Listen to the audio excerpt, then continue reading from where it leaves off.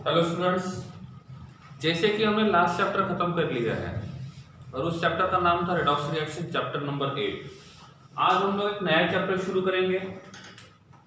ठीक है, तो यहाँ पे हम लिखते हैं स्टैंडर्ड 11। ठीक है, तो स्टैंडर्ड 11 और आज हम शुरू करेंगे चैप्टर नंबर 5। चैप्टर नंबर 5 नाम क्या है? Name of chapter is anyone? Chapter number 5 that is state of matter. तो चैप्टर नंबर 5 हम लोग स्टेट ऑफ मैटर पढ़ने वाले हैं। ठीक है, आपको ये तो पता है मैटर का मतलब क्या होता है। अब ये मैटर कौन से स्टेट में प्रेजेंट होता है वो हम लोग देखेंगे। ठीक है, सबसे पहली बात, ठीक है, सबसे पहली बात हमको जो यहाँ पे देखनी है कि हमने बॉन्ड देखा था, केमिकल बॉन्ड।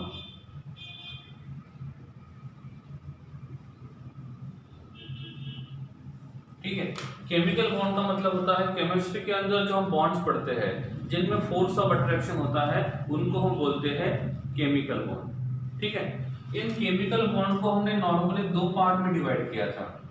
एक को पहले हमने बोला था इंट्रामोलेक्युलर बॉन्डिंग और दूसरे को हमने बोला था इंटरमोलेक्युलर बॉन्डिंग।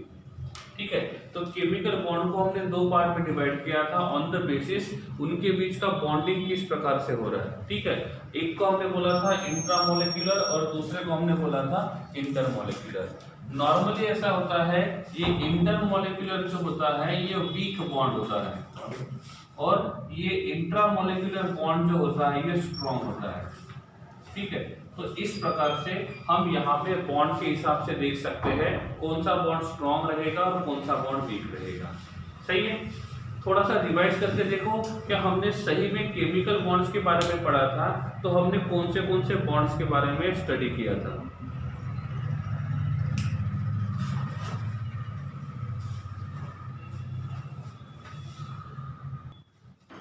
ठीक है, तो इंट्रामोलेक्युलर में सबसे पहले हमने जो पढ़ा था इसको बोला था हमने आयोनिक बॉन्ड। इसको हमने बोला था आयोनिक बॉन्ड। आयोनिक बॉन्ड जो होता है वो आयंस के बीच में बनता है। ठीक है, उसके बाद हमने देखा था कोवैलेंट बॉन्ड। क्या देखा था? Covalent bond. तीसरा जो बॉन्ड हमने देखा था वो देखा था कोऑर्डिनेट बॉन्ड। ठीक है, और चौथा जो बॉन्ड आता है उसको हम बोलते हैं मेटालिक बॉन्ड। क्या बोलते हैं? Metallic bond. समझ में आ रहा है? ठीक है, तो ये सभी के सभी हमने जो बॉन्ड्स पढ़े थे वो इंट्रामोलेक्युलर थे। कौन से थे? इंट्रामोलेक्युलर। अब यहाँ पे हमको जो पढ़ना है वो इंटरमोलेक्युलर। क्या आपको इंट्रामोलेक्युलर और इंटरमोलेक्युलर के बीच का डिफरेंस पता है? क्या आपको इंट्रामोलेक्युलर और इंटरमोलेक्युलर के बीच का डिफरेंस पता है? सपोज हम ये मान के चलते हैं यहाँ पे एक हाइड्रोजन है, यहाँ पे दूसरा हाइड्रोजन है, ये दोनों को कंबाइन करेंगे तो it is converted into H2। तो ये एक H2 का मॉलिक्यूल है और इस H2 मॉलिक्यूल के अंदर ये दो हाइड्रोजन है। इस H2 मॉलिक्यूल के अंदर दो हाइड्रोजन है और इन दो हाइड्रोजन के बीच में बॉन्ड बना है। तो इस केमिकल बॉन्ड को हम बोलेंगे इंट्रामोलेक्युलर। कौन सा बॉन्ड बोलेंगे? इंट्रामोलेक्युलर।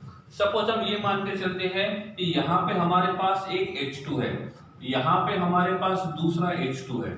तो यहाँ पे एक H2 ने दूसरे H2 के साथ बॉन्ड बनाया है, तो एक मॉलिक्यूल ने दूसरे मॉलिक्यूल के साथ बॉन्ड बनाया है और इसको बोलेंगे हम लोग इंटरमोलेक्युलर। क्या बोलेंगे? इंटरमोलेक्युलर। तो एक ही मॉलिक्यूल में जो बॉन्ड है that is called as intra और दो के बीच में रहेगा उसको बोलेंगे इंटर। सपोज मैं ये मान के चलता हूं कि यहाँ पे N2 का और H2 का रिएक्शन हो रहा है, तो इन दोनों के बीच में जो बॉन्ड बनेगा, इन दोनों के बीच में जो बॉन्ड बनेगा उस बॉन्ड को हम इंटरमोलेक्युलर बोलेंगे कि इंट्रामोलेक्युलर बोलेंगे? क्या होना चाहिए? इन दोनों के बीच का जो बॉन्डिंग रहेगा दैट शुड बी इंटरमोलेक्युलर। क्यों? क्योंकि यहाँ पे एक मॉलिक्यूल है और यहाँ पे दूसरा मॉलिक्यूल है। इफ मैं ओनली इसकी बात करता हूँ तो N ट्रिपल बॉन्ड N, तो यहाँ पे एक नाइट्रोजन ने दूसरे नाइट्रोजन के साथ बॉन्ड बनाया है, तो ये दोनों के दोनों नाइट्रोजन के बीच में बॉन्ड है। तो इनके बीच का जो बॉन्ड रहेगा इसको क्या बोलेंगे, इंट्रामोलिक्यूलर। इसको क्या बोलेंगे, इंट्रामोलिक्यूलर। सही है, तो that is the difference between intramolecular and intermolecular. ठीक है, तो दैट इज सिंपल वन, बहुत सिंपल है, इंट्रामोलिक्यूलर और इंटरमोलिक्यूलर। अब देखो, ये जो इंटरमोलिक्यूलर फोर्स ऑफ अट्रैक्शन है जो कि वीक होता है, ये इंटरमोलिक्यूलर फोर्स ऑफ अट्रैक्शन को दो कैटेगरी में डिवाइड किया जाता है। सबसे पहले को बोला जाता है एच बॉन्डिंग, पहले को कहा जाता है एच बॉन्डिंग, और दूसरे को कहा जाता है वैन डर वाल फोर्स।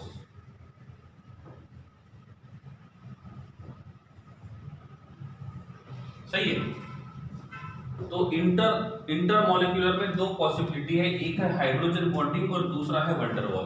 पहले हाइड्रोजन बॉन्डिंग को थोड़ा सा एग्जांपल के थ्रू देख लेते हैं, क्योंकि मेरे हिसाब से हम हाइड्रोजन बॉन्डिंग ऑलरेडी पढ़ चुके हैं। कंडीशंस मैंने बताया था, एसिडिक हाइड्रोजन होना चाहिए, स्ट्रॉन्ग इलेक्ट्रोनेगेटिव एटम होना चाहिए, और उनके बीच में जो बॉन्ड बनेगा उसको हम बोलेंगे एच बॉन्डिंग, और एच बॉन्डिंग को हमेशा डॉटेड लाइन से शो किया जाता है। किससे शो किया जाता है, डॉटेड लाइन से। अब ये मान के चलते हैं कि यहाँ पे हमारे पास वाटर मॉलिक्यूल है, यहाँ पे हमारे पास वाटर मॉलिक्यूल है। क्या ये वाटर मॉलिक्यूल एच बॉन्डिंग बना सकता है? कैसे पता चलेगा? क्या इसके पास एसिडिक हाइड्रोजन है? यस, इसके पास एसिडिक हाइड्रोजन है, और इसके पास एसिडिक हाइड्रोजन होने की वजह से ये क्या कर सकता है, एच बॉन्डिंग बना सकता है। तो अब यहाँ पे देखेंगे हम लोग एच बॉन्डिंग बनेगा कैसे, और कैसे एच बॉन्डिंग जो रहेगा वो इंटरमॉलिक्यूलर रहेगा। तो ये जो एसिडिक हाइड्रोजन है, यहाँ पे एक दूसरा वाटर मॉलिक्यूल है, और इस वाटर मॉलिक्यूल में एक ऑक्सीजन है जो कि स्ट्रॉन्ग इलेक्ट्रोनेगेटिव एटम है। तो क्या होगा, अब ये वाला एसिडिक हाइड्रोजन इस ऑक्सीजन के लोन पेयर के थ्रू बॉन्ड बनाएगा। तो लोन पेयर के थ्रू ऑक्सीजन के साथ बॉन्ड बनाया। अब हुआ ऐसे, यहाँ पे एक वाटर मॉलिक्यूल है, यहाँ पे सेकंड वाटर मॉलिक्यूल है, and this bond is form between two molecules. This bond is form between two molecules, और जब दो मॉलिक्यूल के बीच में कोई बॉन्ड बनता है तो उस मॉलिक्यूल को हम बोलते हैं इंटरमॉलिक्यूलर बॉन्डिंग। इसलिए एच बॉन्डिंग को हमेशा इंटरमॉलिक्यूलर बॉन्डिंग कहा जाता है। ठीक है, तो मेरे हिसाब से एच बॉन्डिंग क्लियर होना चाहिए, क्योंकि एच बॉन्डिंग के बारे में हमने ऑलरेडी स्टडी किया था। ठीक है, तो एच बॉन्डिंग क्लियर है, ओके। अब मेन हमको जो कॉन्सेंट्रेट करना है इस चैप्टर में, वो इनके ऊपर। क्या आपने इसके पहले कभी वैन डर वाल फोर्स का नाम सुना है? क्या आपने इसके पहले कभी वैन डर वाल फोर्स का नाम सुना है? क्या आपको ये पता है वैन डर वाल फोर्स किस प्रकार का होता है? मतलब कहां कहां पे वैन डर वाल फोर्स होता है? नहीं पता है? चलो उसको एक बार देख लेते हैं कि किस प्रकार से ये वैन डर वाल फोर्स होता है और वैन डर वाल बॉन्ड कहां पे होता है। सबसे पहले आपको ये बताना है कि आपको ये पता है कि पोलर मॉलिक्यूल क्या होते हैं और नॉन पोलर मॉलिक्यूल क्या होते हैं। सही है, पोलर मॉलिक्यूल क्या होते हैं और नॉन पोलर मॉलिक्यूल क्या होते हैं। जिसमें डायपोल मोमेंट जो होता है that is not equals to zero, तो उसको बोलते हैं पोलर, और dipole moment equals to zero, so that will be non polar. इसको कहा जाता है इंटरमॉलिक्यूलर बॉन्डिंग, कहा जाता है इंटरमॉलिक्यूलर बॉन्डिंग। तो जब हम इनको इंटरमॉलिक्यूलर बॉन्डिंग बोलते हैं, पूरा नाम लिख लेता हूं, इंटरमॉलिक्यूलर बॉन्ड। तो यहाँ पे जो मॉलिक्यूल है, ये मॉलिक्यूल तीन तरीके का हो सकता है। नॉर्मली ये मान के चलते हैं, यहाँ पे जो मॉलिक्यूल्स होता है ये दो तरीके का हो सकता है। या तो ये मॉलिक्यूल चार्ज रहेगा, चार्ज, या तो ये मॉलिक्यूल न्यूट्रल होगा। दो पॉसिबिलिटी है। सही है, तो यहाँ पे जो चार्ज रहेगा मतलब मॉलिक्यूल रहेगा, या तो ये न्यूट्रल रहेगा या तो ये चार्ज रहेगा। इफ ये चार्ज है तो इसको हम आयन बोल सकते हैं। इफ ये चार्ज है तो इसको क्या बोल सकते हैं, आयन बोल सकते हैं। यहाँ पे जो न्यूट्रल मॉलिक्यूल है, इस न्यूट्रल मॉलिक्यूल को हम दो तरीके से डिवाइड कर सकते हैं। एक को बोल सकते हैं पोलर मॉलिक्यूल और दूसरे को बोलेंगे नॉन पोलर मॉलिक्यूल। एक को बोलेंगे पोलर मॉलिक्यूल और दूसरे को बोलेंगे नॉन पोलर मॉलिक्यूल। समझ में आ रहा है? ठीक है, तो यहाँ पे तीन बातें जरूरी है कि जब मॉलिक्यूलर बॉन्ड की बात करते हैं, इंटर मॉलिक्यूलर बॉन्ड की बात करते हैं, तो इंटर मॉलिक्यूलर बॉन्ड में या तो चार्ज मॉलिक्यूल रहेंगे या तो न्यूट्रल मॉलिक्यूल। चार्ज वाले को आयन बोलेंगे और न्यूट्रल में एक पोलर रहेगा और दूसरा जो रहेगा वो नॉन पोलर रहेगा। अब पोलर और नॉन पोलर क्या होता है ये हम लोग पहले पढ़ चुके हैं और इसीलिए मैं पोलर और नॉन पोलर के ऊपर यहाँ पे ज्यादा फोकस नहीं करूंगा। अब देखते हैं ये वंडरवॉल बॉन्ड जो होता है वो किस प्रकार का होता है। तो यहाँ पे हम तीन टाइप के बॉन्ड पहले पढ़ेंगे। इन कौन से बॉन्ड? तीन टाइप के। पहले बॉन्ड को कहा जाता है डायपोल डायपोल इंटरेक्शन। पहले को कहा जाता है डायपोल डायपोल इंटरेक्शन। दूसरे को कहा जाता है dipole induced dipole.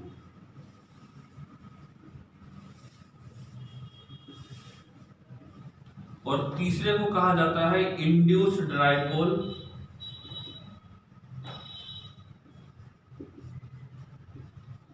Induced dipole. ठीक है, तो ये तीन तरीके का होता है वंडरवॉल। ओनली 3 टाइप्स का नहीं है, पहले 3 टाइप ये है। ठीक है, तो दो मॉलिक्यूल के बीच में बॉन्ड है उसको वंडरवॉल बॉन्ड बोलेंगे। तो ये दो मॉलिक्यूल का बॉन्ड डायपोल डायपोल हो सकता है।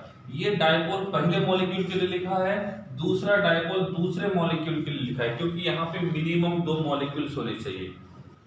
डायपोल इंड्यूस्ड डायपोल का मतलब होता है पहले मॉलिक्यूल के लिए डायपोल है और सेकंड मॉलिक्यूल के लिए इंड्यूस्ड डायपोल है। तीसरे का मतलब होता है पहले मॉलिक्यूल में रहेगा इंड्यूस्ड डायपोल और दूसरे मॉलिक्यूल में रहेगा इंड्यूस्ड डायपोल। ठीक है, अब क्वेश्चन आता है कि सर डायपोल इंड्यूस्ड डायपोल है क्या। सिंपल वर्ड में बताने की कोशिश करता हूं मैं, ताकि आपको ये आइडेंटिफाई करना इजी हो जाएगा कि किसमें डायपोल डायपोल इंटरेक्शन है, किसमें डायपोल इंड्यूस्ड डायपोल है और किसमें इंड्यूस्ड डायपोल इंड्यूस्ड डायपोल है। इफ मॉलिक्यूल पोलर होते हैं तो पोलर और पोलर मॉलिक्यूल का जो इंटरेक्शन होता है उसको डायपोल डायपोल इंटरेक्शन कहा जाता है। तो दो मॉलिक्यूल हमने लिए हैं और दोनों के दोनों मॉलिक्यूल पोलर है, तो उनके बीच का जो वंडरवॉल इंटरेक्शन रहेगा वो पोलर डायपोल डायपोल रहेगा। इफ दोनों के दोनों मॉलिक्यूल नॉन पोलर होते हैं, सो नॉन पोलर और नॉन पोलर के बीच का जो इंटरेक्शन होता है उस इंटरेक्शन को बोलते हैं इंड्यूस्ड डायपोल इंड्यूस्ड डायपोल। सही है। साथ में जब इंटरेक्शन पोलर और नॉन पोलर के बीच में होता है तो उसको हम बोलते हैं डायपोल इंड्यूस्ड डायपोल। क्या बोलेंगे? Dipole induced dipole. समझ में आ रहा है? 3 बातें मैंने आपको बताई। पहली, डायपोल डायपोल इंटरेक्शन किसके बीच में होता है? ये तब होता है जब हमारे पास 2 मॉलिक्यूल है और दोनों के दोनों मॉलिक्यूल कैसे है? पोलर है। तब क्या होगा? Dipole dipole. हमारे पास जो मॉलिक्यूल्स है वो दोनों के दोनों नॉन पोलर है, तो उनके बीच में जो इंटरेक्शन रहेगा वो रहेगा इंड्यूस्ड डायपोल इंड्यूस्ड डायपोल। ठीक है, इसको डीप में पढ़ने जाओगे तो कंफ्यूजन और बढ़ेगा, इसलिए मैंने ज्यादा अंदर नहीं बताया, आपको क्लियर बता रहा हूं कि आइडेंटिफाई कैसे करेंगे। क्योंकि आपको जो क्वेश्चन आएगा ये पूछा जाएगा कि यहाँ पे जो 2 मॉलिक्यूल्स दिए हैं इन दोनों मॉलिक्यूल्स के बीच में किस प्रकार का इंटरेक्शन होना चाहिए। समझ में आ रहा है? इफ एक पोलर है और दूसरा नॉन पोलर है तो उनके बीच में होना चाहिए डायपोल इंड्यूस्ड डायपोल। अब मैं आपको पूछता हूं, यहाँ पे मैंने एक H2 को रखा है और यहाँ पे मैंने एक N2 को रखा है, तो इस H2 को मैं बोलूंगा कि दिस इज 1 मॉलिक्यूल और इस N2 को बोलूंगा कि ये यहाँ पे एक N2 का एक मॉलिक्यूल है। तो हमारे पास 2 अलग अलग मॉलिक्यूल है, एक मॉलिक्यूल H2 का है और दूसरा मॉलिक्यूल N2 का है। अब मैं आपको पूछूंगा कि इनके बीच में इंटरेक्शन कौन सा रहेगा? डायपोल डायपोल रहेगा, डायपोल इंड्यूस्ड डायपोल रहेगा कि induced dipole induced dipole? Identify कैसे करेंगे? सबसे पहले आपको देखना पड़ेगा इस मॉलिक्यूल का नेचर कैसे है। क्या देखना पड़ेगा? इस मॉलिक्यूल का नेचर कैसे पता चलेगा? सबसे पहले हम H2 का स्ट्रक्चर ड्रॉ करेंगे। तो H2 का स्ट्रक्चर है H सिंगल बॉन्ड H। तो ये H सिंगल बॉन्ड H जो है ये पोलर है कि नॉन पोलर है? ये पोलर है कि नॉन पोलर है?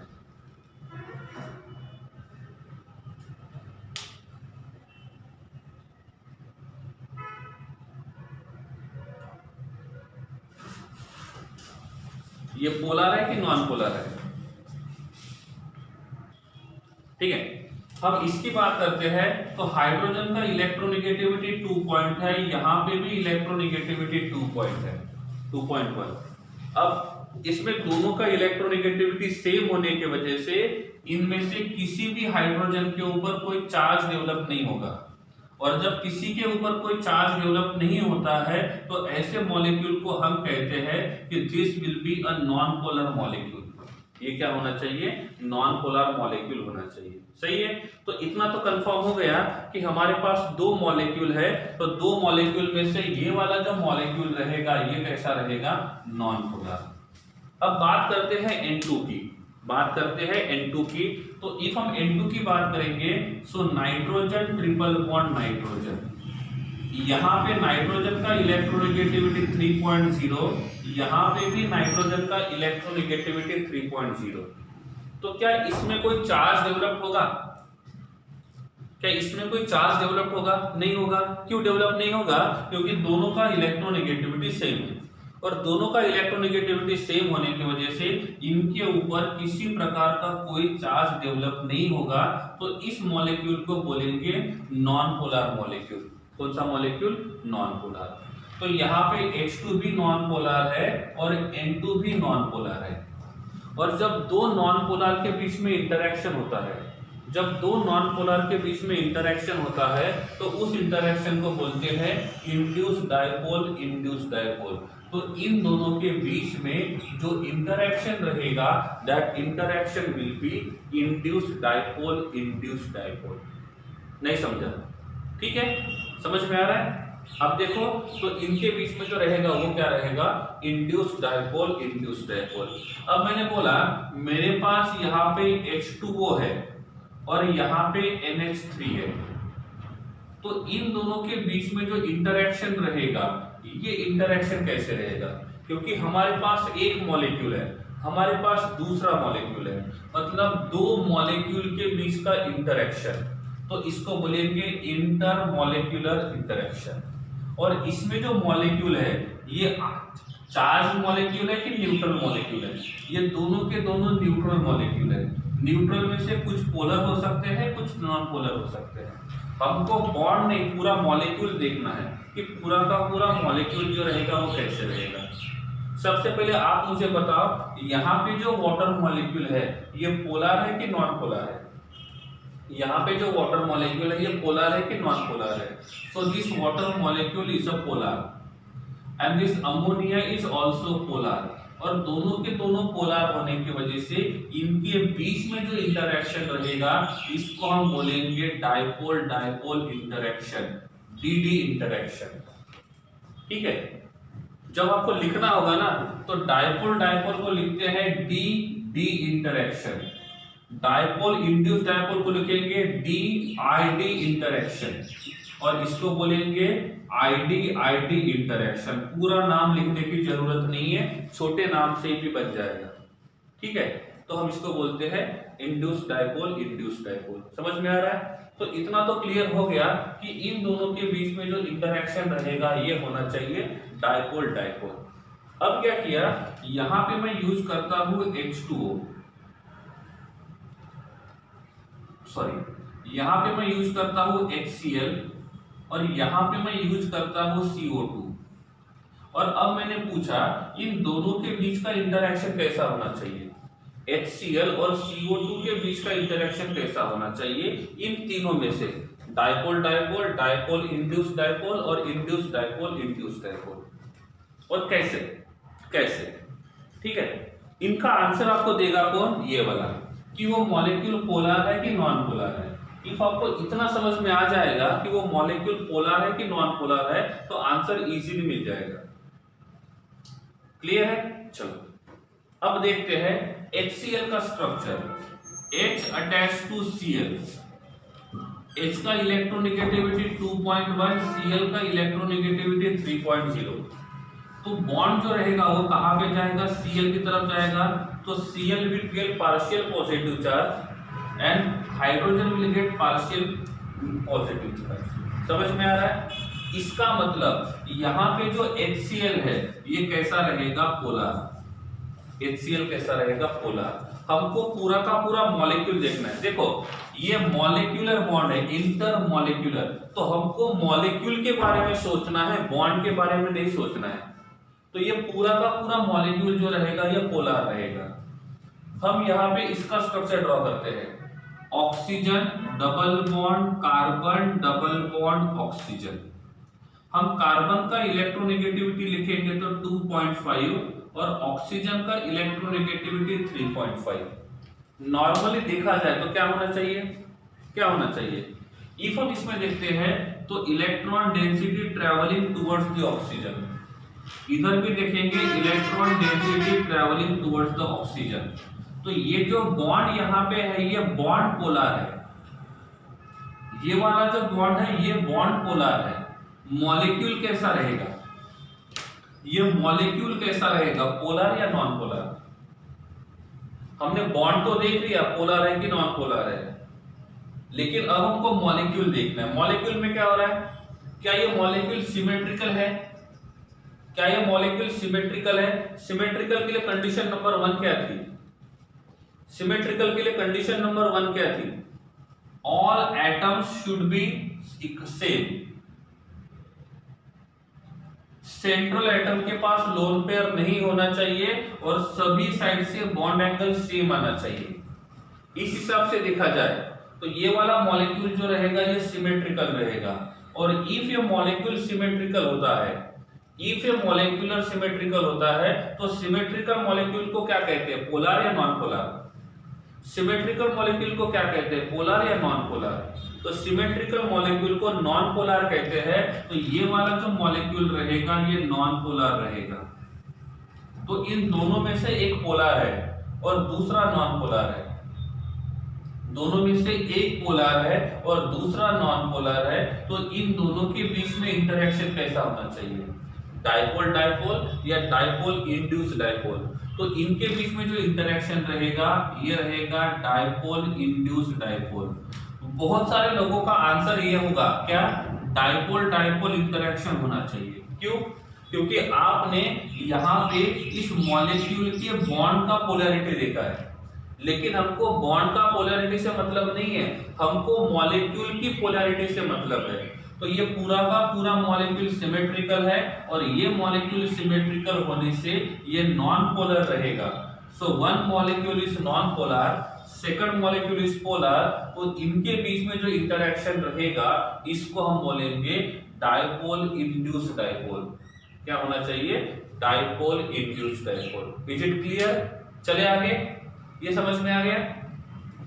ठीक है। आपकी गड़बड़ कहां पे होगी, गड़बड़ यही पे होगी ये फाइंड करने में कि वो मॉलिक्यूल पोलर है कि नॉन पोलर है।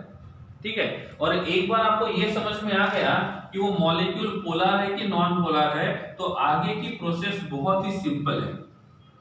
पहला ही प्रोसेस थोड़ा सा डिफिकल्ट है जिसमें ये फाइंड करना होता है कि किस प्रकार से। ठीक है, देखो यहां पे कौन था HCl और यहां पे कौन है CO2। ये कैसा था, पोलर, ये कैसा था, नॉन पोलर। आप इसको कैसा भी रीड कर सकते हो, आप इसको बोल सकते हो पोलर और नॉन पोलर, या तो आप इसको बोल सकते हो नॉन पोलर और पोलर, कुछ फर्क नहीं पड़ेगा। ठीक है, नाम उल्टा सीधा करने से कुछ फर्क पड़ने वाला नहीं है। ठीक है, देखो दोनों के दोनों पोलर रहेंगे तो डाइपोल, दोनों के दोनों नॉन पोलर रहेंगे तो इंड्यूस डाइपोल। इंड्यूस डाइपोल, दो में से एक पोलर रहेगा और दूसरा नॉन पोलर रहेगा तो डाइपोल इंड्यूस डाइपोल। समझा नहीं समझा? अब मैं यहाँ पे बात करता हूँ दूसरे मॉलिक्यूल की, और यहाँ पे जो मॉलिक्यूल यूज कर रहा हूँ मैं, ये कर रहा हूँ CH4, और दूसरा मॉलिक्यूल जो मैं यहाँ पे लिखता हूँ वो लिखता हूँ O2। ठीक है, this is one molecule, this is second molecule. तो इन दो मॉलिक्यूल के बीच में कौन सा इंटरेक्शन है, आप ये बताओ। इन दोनों मॉलिक्यूल के बीच में किस प्रकार का इंटरेक्शन है। इसके लिए पहले क्या करना होगा आपको यह आइडेंटिफाई करना होगा कि इसमें ये पोलर है कि नॉन पोलर है। इफ यहां पे बात बन गई तो दैट विल बी सिंपल। ठीक है, क्लियर है। चलो पहले क्या करते हैं, हम CH4 का स्ट्रक्चर ड्रॉ करते हैं। तो इफ हम CH4 का स्ट्रक्चर ड्रॉ करते हैं तो this is 1 hydrogen, this is second, this is third and this is fourth. क्या ये सिमेट्रिकल मॉलिक्यूल बन सकता है? क्या ये सिमेट्रिकल हो सकता है?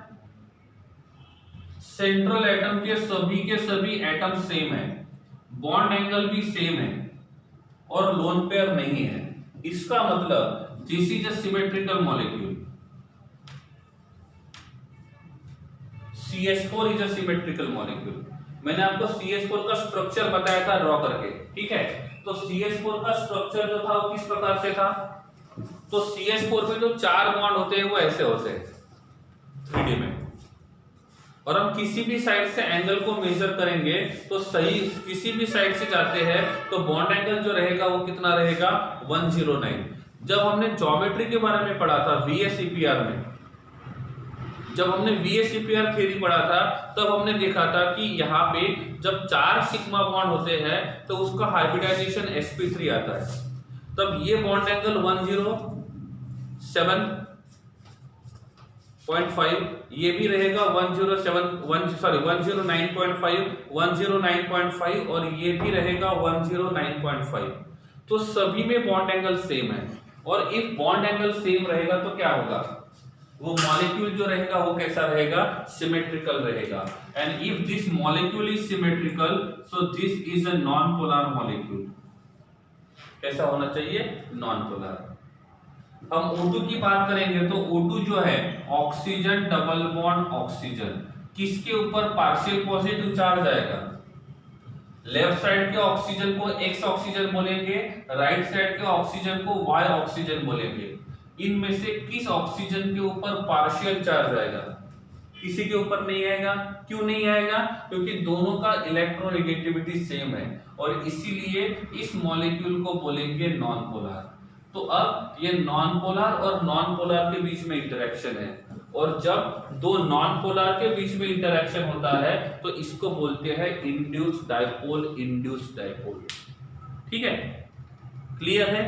आगे बढ़ते हैं, इसको हम बोलते हैं इंड्यूस्ड डाइपोल, इंड्यूस्ड डाइपोल। चलेगा। अब मैं यहां पे क्या करता हूं, एक नेक्स्ट मॉलिक्यूल यूज करता हूं NCl3। इसको यूज किया NCl3, और इस NCl3 के साथ हम यहां पे कंपेयर करते हैं हीलियम को। हीलियम को तो आप मुझे बताओ इन दोनों के बीच का इंटरेक्शन कैसे होगा।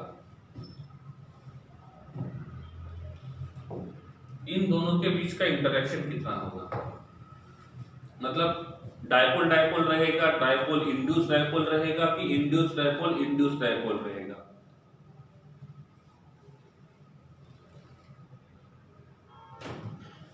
क्योंकि जब तक आपको ये फाइंड करना नहीं आएगा ना कि मॉलिक्यूल पोलर है कि नॉन पोलर है, तब तक ये फाइंड करना डिफिकल्टी रहेगा आपको कि it is which type of interaction is there.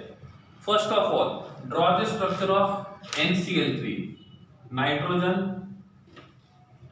This is nitrogen attached to one chlorine, attached to second, attached to third, and this is lone pair. ठीक है, क्लियर है। Okay okay. अब ये जो मॉलिक्यूल है क्या ये सिमेट्रिकल है, क्या ये मॉलिक्यूल सिमेट्रिकल है? नो। इसका मतलब 100% ये कैसा होना चाहिए, पोलर।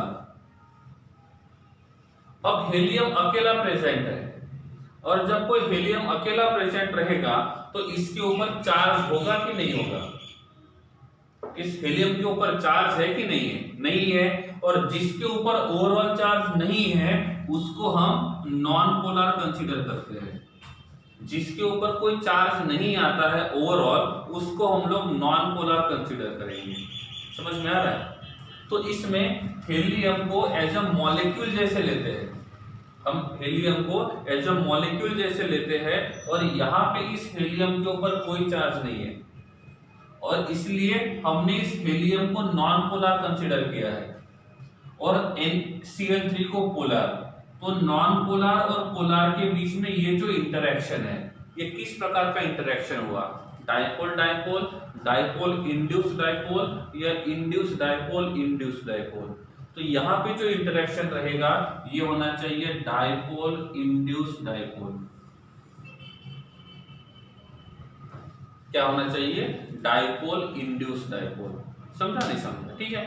अब मैं क्या करता हूं, यहाँ पे मैंने नियॉन का मॉलिक्यूल यूज किया और यहाँ पे मैंने एर्गॉन का मॉलिक्यूल यूज किया, तो इन दोनों के बीच में कौन सा इंटरेक्शन रहेगा, इन दोनों के बीच में कौन सा इंटरेक्शन रहेगा, कैसे पता चलेगा कि इस मॉलिक्यूल के ऊपर आपको कोई चार्ज दिख रहा है, नहीं दिख रहा है। इफ यहाँ पे कोई चार्ज नहीं दिख रहा है इसका मतलब this is a non polar molecule, इसको भी हम बोलेंगे this is a non polar molecule. और दो नॉन पोलर मॉलिक्यूल के बीच में जो इंटरेक्शन होता है इसको हम बोलते हैं, क्या बोलते हैं, इंड्यूस डाइपोल इंड्यूस डाइपोल। क्या बोलेंगे, इंड्यूस डाइपोल इंड्यूस डाइपोल। समझा नहीं समझा, ठीक है। अब नेक्स्ट वाला एग्जांपल मैं आपको पूछता हूं, मेरे पास HCl है और दूसरा मेरे पास NH3 है, तो इनके बीच में कौन सा इंटरेक्शन रहेगा, एक HCl और दूसरा NH3।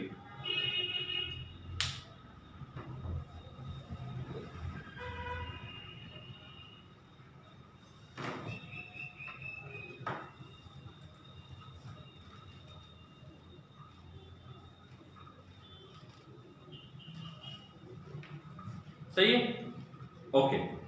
अब देखो आपको ये तो समझ में आ गया कि पोलर नॉन पोलर क्या है, डाइपोल डाइपोल क्या है, डाइपोल इंड्यूस डाइपोल क्या है, ठीक है। तो HCl is a polar and NH3 is a polar. पहले आपको यही आइडेंटिफाई करना है कि कौन पोलर है और कौन नॉन पोलर है। इफ आपको ये पता चल गया तो आंसर इजीली मिलेगा, ठीक है। अब आपके हिसाब से क्या होना चाहिए, HCl भी पोलर है और NH3 भी पोलर है, तो इनके बीच का इंटरेक्शन जो रहेगा वो कौन सा होना चाहिए, डाइपोल डाइपोल, ठीक है। अब मैंने आपको पूछा इन तीनों में से कौन सा इंटरेक्शन रहेगा, तो कौन सा रहेगा, डाइपोल डाइपोल। कौन सा रहेगा, डाइपोल डाइपोल, क्योंकि दोनों के दोनों पोलर है। अब मैंने पूछा इन चारों में से कौन सा इंटरेक्शन रहेगा, इन चारों में से कौन सा इंटरेक्शन रहेगा,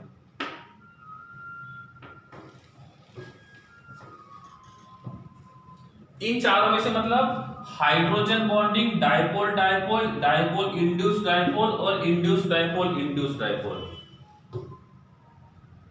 सबसे पहले आपको यह देखना है कि क्या उनके बीच में H बॉन्डिंग पॉसिबल है क्या। सबसे पहले आपको यह देखना होगा कि उसके बीच में H बॉन्डिंग पॉसिबल है क्या। कैसे पता चलेगा, यहां पे जो HCl है, इस HCl में H के ऊपर पार्शियल पॉजिटिव चार्ज है, इसका मतलब इसके पास एसिडिक हाइड्रोजन है, सही है। दूसरा मॉलिक्यूल कौन सा है, अमोनिया, दैट इज NH3, और इस अमोनिया के नाइट्रोजन के पास लोन पेयर है, तो क्या होगा, ये वाला एसिडिक हाइड्रोजन इसके साथ बॉन्ड बनाएगा, इसका मतलब इन दोनों के बीच में कौन सा इंटरेक्शन रहेगा, H बॉन्डिंग। पहले यही देखेंगे पोलर नॉन पोलर क्या है, लेकिन एक बार ये भी टेस्ट कर लेना है कहीं ऐसा तो नहीं है कि उनके बीच में H बॉन्डिंग हो, क्योंकि H बॉन्डिंग भी इंटरमॉलिक्यूलर बॉन्डिंग है और ये डाइपोल डाइपोल जो है वो भी इंटरमॉलिक्यूलर है, ठीक है। तो ये डाइपोल डाइपोल उनमें होता है जिसमें हाइड्रोजन बॉन्डिंग नहीं होगा, और इफ हाइड्रोजन बॉन्डिंग पॉसिबल है तो पहला प्रेफरेंस इसको देंगे, तो यहां से धीरे धीरे इधर जाएंगे। तो HCl और अमोनिया के बीच में हाइड्रोजन बॉन्डिंग पॉसिबल है। तो इफ आपको कोई ये क्वेश्चन पूछता है, इफ आपको ये क्वेश्चन पूछता है HCl और अमोनिया के बीच में किस प्रकार का इंटरेक्शन है, और आपको ये तीन ही ऑप्शन दिए जाते हैं, ये तीन ही, तो आपका आंसर क्या होना चाहिए, ओनली 3 ऑप्शंस आर गिवन, तो आपका आंसर क्या होना चाहिए, डायपोल डायपोल होना चाहिए। लेकिन इफ ये आपको ये चारों ऑप्शन देते हैं, चारों ऑप्शन देते हैं, तो आपका आंसर क्या होना चाहिए? H bonding. क्या होना चाहिए? H bonding. समझ में आ रहा है? क्लियर है ना? तो ऐसे हम देखते हैं डायपोल डायपोल इंटरेक्शन, मतलब इंटरमॉलिक्यूलर इंटरेक्शन कैसे रहेगा। अब मैं यहां पे क्या करता हूं, इस NH3 की जगह में कोई दूसरा पोलर मॉलिक्यूल यूज करके देखता हूं। ठीक है, अब मैंने क्या किया, यहाँ पे NH3 की जगह मैंने यहाँ पे HBr लिखा। तो आप मुझे बताओ इन दोनों के बीच में hydrogen bonding dipole dipole, dipole induce dipole और इंड्यूस डायपोल इंड्यूस डायपोल, इन चारों में से कौन सा इंटरेक्शन रहेगा? इन दोनों के बीच में, इन चारों में से कौन सा इंटरेक्शन आना चाहिए?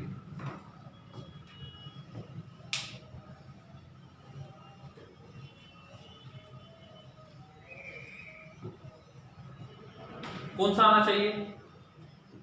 HCl और HBr के बीच में जो इंटरेक्शन रहेगा वो कौन सा हो सकता है? कैसे पता चलेगा? यहां पे हमने HCl लिखा, क्या HCl के पास एसिडिक हाइड्रोजन है? हाँ है। फिर हमने HBr लिखा, क्या HBr के पास एसिडिक हाइड्रोजन है? यस है। इन दोनों के पास एसिडिक हाइड्रोजन है, लेकिन इनके पास क्या नहीं है? H बॉन्डिंग बनाने के लिए क्या चाहिए? एसिडिक हाइड्रोजन तो होना चाहिए, उसके साथ साथ स्ट्रॉन्ग इलेक्ट्रोनेगेटिव एटम होना चाहिए। किसके साथ? वो होना चाहिए नाइट्रोजन, ऑक्सीजन, फ्लोरीन। इन तीनों में से कोई एटम प्रेजेंट होता है जिसके पास लोन पेयर हो, तो ही ये H बॉन्डिंग बनाएगा। इनके पास, दोनों के पास एसिडिक हाइड्रोजन है लेकिन स्ट्रॉन्ग इलेक्ट्रोनेगेटिव एटम नहीं है, इसीलिए इन दोनों के बीच में H बॉन्डिंग नहीं बनेगी। तो इतना तो कंफर्म हुआ कि H बॉन्डिंग नहीं आएगा। अब देखो H और Cl में से Cl के ऊपर पार्शियल नेगेटिव चार्ज है, H के ऊपर पार्शियल पॉजिटिव चार्ज है, ऑपोजिट चार्ज डेवलप हुआ तो ये मॉलिक्यूल रहेगा पोलर और ये भी रहेगा पोलर। तो बोथ मॉलिक्यूल्स आर पोलर, और दोनों के दोनों मॉलिक्यूल पोलर होने की वजह से इनके बीच का जो इंटरेक्शन रहेगा इसको हम बोलेंगे, कौन सा इंटरेक्शन बोलेंगे?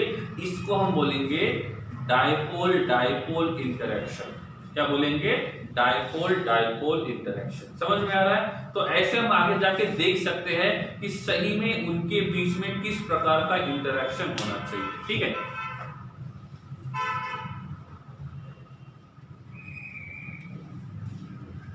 तो ये समझ में आ रहा है डायपोल डायपोल इंटरेक्शन क्या होता है, डायपोल इंड्यूस डायपोल इंटरेक्शन क्या होता है। ठीक है, पहला चांस देंगे हाइड्रोजन बॉन्डिंग को। हाइड्रोजन बॉन्डिंग आती है तो सही है, नहीं तो भूल जाओ। अब मैंने पूछा यहां पे H2O है और यहां पे Na+ है, यहां पे H2O है और यहां पे Na+ है, तो ये H2O जो है ये पोलर है कि नॉन पोलर है? ये H2O पोलर है कि नॉन पोलर है? पोलर। और इफ ये पोलर रहेगा तो इसमें आना चाहिए डायपोल, इसमें आना चाहिए डायपोल। इफ ये पोलर है तो इसमें आना चाहिए डायपोल। ये Na+ पोलर है नॉन पोलर है? ये Na+ जो है ये आयन है, Na+ क्या है? आयन। सही है, तो हमारे पास दो में से एक पोलर है और दूसरा आयन है। समझ में आ रहा है नहीं आ रहा है? एक पोलर है और दूसरा आयन है, बिकॉज चार्ज। ठीक है, जब किसी पोलर मॉलिक्यूल में और आयन के बीच में इंटरेक्शन होता है, जब किसी पोलर मॉलिक्यूल में और आयन के बीच में इंटरेक्शन होता है तो इसको कहा जाता है आयन डायपोल इंटरेक्शन। क्या कहा जाता है? Ion dipole interaction. हमने आयन क्यों लिखा? क्योंकि यहाँ पे एक आयन है और दूसरा पोलर है, मतलब डायपोल है, और इसीलिए हम इसको बोलेंगे आयन डायपोल इंटरेक्शन। पहले मैंने आपको सिंपल तरीके से 3 ही बताए, अब उसको थोड़ा सा और बढ़ाते हैं। समझ में आ रहा है? अब क्या करता हूं मैं, यहां पे लिखता हूं NH4+, और यहां पे लिखता हूं Cl माइनस, तो इसको हम क्या बोले, इसको हम आयन बोले और इसको हम क्या बोले, आयन बोले। और दो आयन के बीच में जो इंटरेक्शन रहेगा इसको कौन सा इंटरेक्शन बोलेंगे, आयन और आयन के बीच का जो इंटरेक्शन रहेगा इसको क्या बोलेंगे, इसको हम बोलेंगे आयन आयन इंटरेक्शन। तो इनको हम बोलेंगे आयन आयन इंटरेक्शन। हमने आयन आयन इंटरेक्शन क्यों बोला, बिकॉज यहाँ पे कटायन है, यहाँ पे अनायन है। इस कटायन के वजह से आयन, अनायन के वजह से आयन, और आयन आयन के बीच में होना चाहिए आयन आयन इंटरेक्शन। अब मैंने पूछा मेरे पास यहाँ पे H2 है और मेरे पास यहाँ पे K+ है, तो इन दोनों के बीच में कौन सा इंटरेक्शन होना चाहिए, इन दोनों के बीच में कौन सा इंटरेक्शन होना चाहिए। तो पहले क्या पता करना होगा, पहले ये पता करना होगा कि ये कौन सा है, ये कैसा है, नॉन पोलर। इफ ये नॉन पोलर है तो यहाँ पे होना चाहिए इंड्यूस डायपोल। क्या होना चाहिए, इंड्यूस डायपोल। ये चार्ज पार्टिकल है तो ये होना चाहिए आयन, तो इसको बोलेंगे आयन इंड्यूस डायपोल, या तो इसको बोलेंगे इंड्यूस डायपोल आयन, दोनों सही है। आप आयन इंड्यूस डायपोल लिखते हो तो भी सही है, आप डायपोल इंड्यूस डायपोल आयन लिखते हो तो भी सही है। आप दोनों तरीके से जा सकते हो, ऐसा नहीं कि एक ही साइड से जाना है, बोथ आर पॉसिबल। अब मैंने बोला कि मैंने K+ के आयन वाटर के अंदर डाल दिए, K+ के आयंस वाटर में डिसॉल्व कर दिया, तो इन दोनों के बीच में कौन सा इंटरेक्शन होगा। हमने Na+ के आयंस वाटर में डिसॉल्व कर दिए, तो इन दोनों के बीच में कौन सा इंटरेक्शन होगा, कैसे होगा। यहाँ पे जो K+ है वो किसका काम कर रहा है, आयन का। यहाँ पे जो H2 है ये किसका काम कर रहा है, पोलर मॉलिक्यूल का। और इफ ये पोलर है इसका मतलब ये कैसा होना चाहिए, डायपोल। तो इन दोनों के बीच का इंटरेक्शन कौन सा होगा, आयन डायपोल, या तो रहेगा डायपोल आयन, सही है, आयन डायपोल या तो dipole ion, both are correct. समझ में आ रहा है, समझ में आ रहा है ना। तो अब देखो आप मुझे बताओ इनडायरेक्टली हमने कितने टाइप के इंटरमॉलिक्यूलर इंटरेक्शन देखे, इनडायरेक्टली हमने कितने टाइप के इंटरेक्शन देखे। पहला हमने देखा कौन सा, डायपोल डायपोल इंटरेक्शन, सही है, पहला हमने देखा डायपोल डायपोल इंटरेक्शन। दूसरा हमने देखा था डायपोल इंड्यूस डायपोल इंटरेक्शन। ये डायपोल डायपोल किसके बीच में होता है, पोलर पोलर के बीच में। डायपोल इंड्यूस डायपोल पोलर और नॉन पोलर के बीच में। तीसरा स्टडी किया था इंड्यूस डायपोल, ये किसके बीच में होगा, एक पोलर होगा और दूसरा, सॉरी, दोनों के दोनों नॉन पोलर हो गए। चौथा हम स्टडी कर रहे थे डायपोल आयन। इसमें क्या होना चाहिए, एक पोलर होना चाहिए और दूसरा जो रहेगा वो कैसा होना चाहिए, आयन होना चाहिए। फिर हमने पांचवा पढ़ा था इंड्यूस्ड डायपोल आयन। इसमें क्या होना चाहिए, एक होना चाहिए आयोनिक फॉर्म में और दूसरा होना चाहिए नॉन पोलर, तो उसको हम बोलेंगे आयन डायपोल या तो dipole ion, induced dipole ion, sorry. Number 6, दोनों के दोनों जब आयन रहेंगे तो उसको बोलेंगे induced, sorry, ion ion interaction. क्या बोलेंगे, आयन आयन इंटरेक्शन। और एक साथ में लिख लेते हैं H बॉन्डिंग। क्या लिख लेते हैं, H बॉन्डिंग, क्योंकि H बॉन्डिंग जो है वो भी इंटरमॉलिक्यूलर है, ठीक है। तो दो डिफरेंट मॉलिक्यूल के बीच में इतने टाइप का इंटरेक्शन हो सकता है, समझे बात को। तो दो डिफरेंट टाइप के मॉलिक्यूल्स में इतने टाइप का इंटरेक्शन हो सकता है। अब आपको आइडेंटिफाई करने के लिए आता है कि इनमें से किस टाइप का इंटरेक्शन उसमें होगा। क्या पूछा, इनमें से कितने टाइप का इंटरेक्शन होगा। आपने 6 टाइप बोले होंगे तो भी सही है, क्योंकि 7वां मैंने अपने हिसाब से लिखा है। और हमेशा पहले H बॉन्डिंग को चेक करो, ये नहीं है तो फिर बाकी को चेक करो, ताकि ये पता चलेगा कि किसके बीच में इंटरेक्शन है। अब एग्जांपल लेके देखता हूं मैं बोलता हूं कि मेरे पास यहाँ पे पहला एग्जांपल है Na+, और यहाँ पे मेरे पास हीलियम है, ठीक है। तो इन दोनों के बीच में कौन सा इंटरेक्शन होना चाहिए? एक Na+ है और दूसरा हीलियम। तो ये Na+ जो रहेगा ये काम किसका करेगा? आयन का। हीलियम जो है वो नॉन पोलर है, और हीलियम जब नॉन पोलर रहेगा तो ये होना चाहिए इंड्यूस्ड डाइपोल। तो इनके बीच का जो इंटरेक्शन रहेगा इसको हम बोलेंगे आयन इंड्यूस्ड डाइपोल, या तो हम बोलेंगे इंड्यूस्ड डाइपोल आयन, दोनों सही है, बोथ आर करेक्ट। फिर सेकंड वाले एग्जांपल में क्या किया, मैंने यहाँ पे लिखा CCl4 और यहाँ पे लिखा Cl-। एक लिखा CCl4 और दूसरा लिखा Cl-। और अब आपको पूछ रहा हूं मैं कि ये सेकंड वाले एग्जांपल में जो इंटरेक्शन है वो किस प्रकार का होना चाहिए। आगे पीछे होगा तो प्रॉब्लम नहीं आएगा, कोई प्रॉब्लम नहीं है, ठीक है। आपको ये आइडेंटिफाई करना होगा पहले कि पोलर है कि नॉन पोलर है। सबसे पहले हम देखते हैं CCl4 का structure, carbon attach to chlorine, attach to chlorine, attach to chlorine, attach to chlorine. क्या ये मॉलिक्यूल सिमेट्रिकल है? क्या ये मॉलिक्यूल सिमेट्रिकल है? पहले ये आइडेंटिफाई करो। Yes, this molecule is a symmetrical molecule, क्योंकि ये सिमेट्रिकल मॉलिक्यूल के सभी कंडीशन फॉलो करता है। तो इफ ये सिमेट्रिकल मॉलिक्यूल है तो इसका मतलब ये होना चाहिए नॉन पोलर, और इफ ये नॉन पोलर है तो ये होना चाहिए इंड्यूस्ड डाइपोल। क्या होना चाहिए?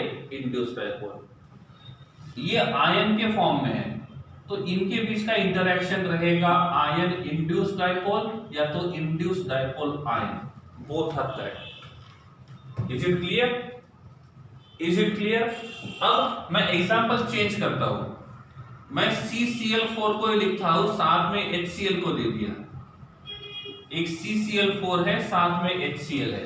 अब मैं पूछ रहा हूं इन दोनों के बीच में किस प्रकार का इंटरेक्शन होना चाहिए।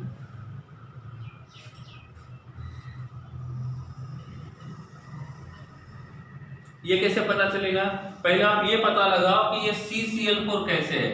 अभी देखा था CCl4 नॉन पोलर है तो इसमें इंड्यूस्ड डाइपोल आएगा, HCl पोलर है तो इसमें डाइपोल आएगा। तो यहाँ पे जो इंटरेक्शन है इसको बोलेंगे डाइपोल इंड्यूस्ड डाइपोल, या तो इंड्यूस्ड डाइपोल डाइपोल, दोनों सही है। इंड्यूस्ड डाइपोल डाइपोल या तो dipole induced dipole, both are correct. हम दोनों तरीके से लिख सकते हैं, ठीक है। तो ये था हमारा इंटरमॉलिक्यूलर इंटरेक्शन के बारे में, ठीक है। तो